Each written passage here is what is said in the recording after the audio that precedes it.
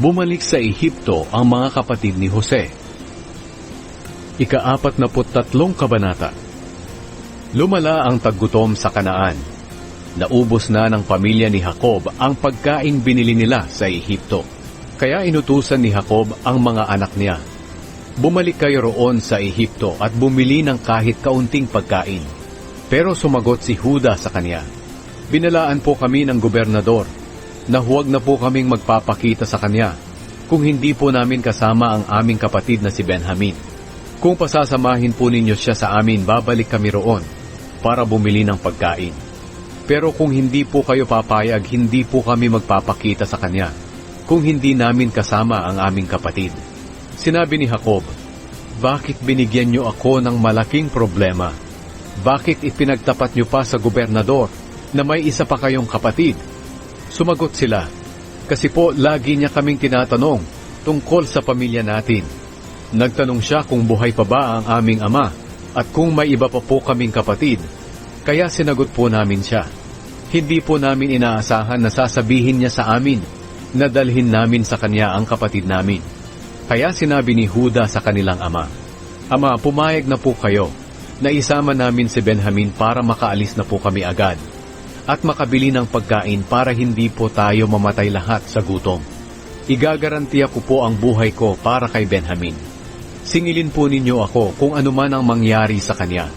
Kung hindi po siya makakabalik sa inyo ng buhay, sisihin po ninyo ako habang buhay. Kung hindi po tayo nagsayang ng panahon, 2 beses na sana kaming nakabalik.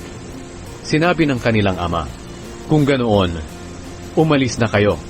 Magdala kayo sa mga sisidlan ninyo ng pinakamagandang produkto rito sa ating lugar para iregalo sa gobernador ng Ehipto, mga gamot, pulot, pampalasa, pabango, at mga bunga ng pistasyo at almendro. Doblihin ninyo ang dala ninyong pera dahil dapat ninyong ibalik ang perang ibinalik sa mga sako ninyo. Baka nagkamali lang sila noon. Isama ninyo ang kapatid ninyong si Benjamin at bumalik kayo agad sa gobernador ng Ehipto.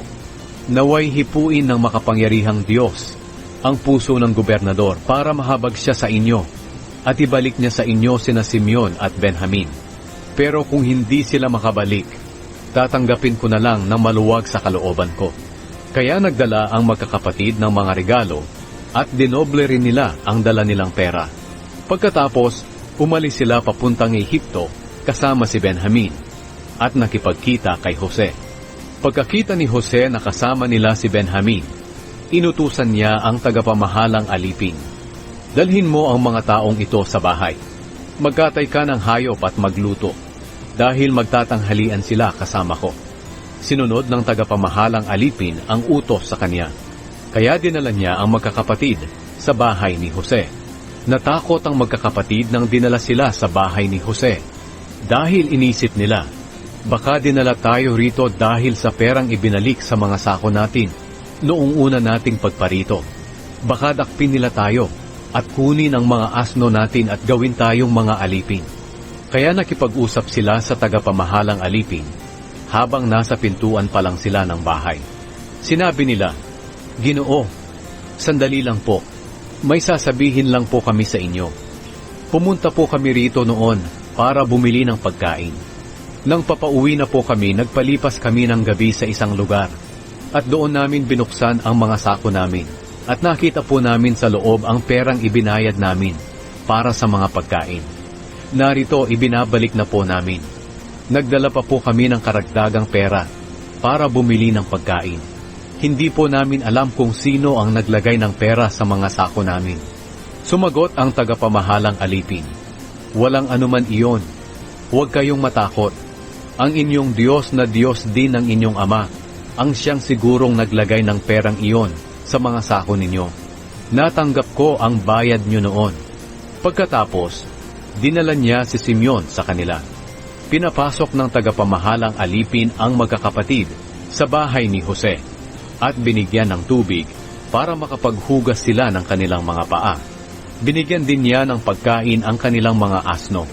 Inihanda ng magkakapatid ang mga regalo nila kay Jose habang hinihintay nila ang pag-uwi nito, sapagkat sinabihan sila na doon magtanghalian sa bahay ni Jose. Pagdating ni Jose, yumukod sila sa kaniyang harapan bilang paggalang at ibinigay nila ang kanilang mga regalo. Kinamusta sila ni Jose. Pagkatapos nagtanong din siya, "Kumusta ang ama ninyong matanda na binanggit niyo noon sa akin? Buhay pa ba siya?" Sumagot sila, "Buhay pa po si ama at mabuti pa naman po siya." Pagkatapos, yumukod silang muli sa kanya bilang paggalang. Pagkakita ni Jose kay Benjamin na kapatid niyang buo, sinabi niya, "Ito ba ang bunsong kapatid ninyo na ikinuwento niyo noon sa akin?" Sinabi niya agad kay Benjamin, "Naway pagpalain ka ng Diyos." Pagkatapos, mabilis na lumabas si Jose dahil naiiyak na siya sa pangungulila sa kapatid niya. Pumasok siya sa kanyang silid at doon umiyak.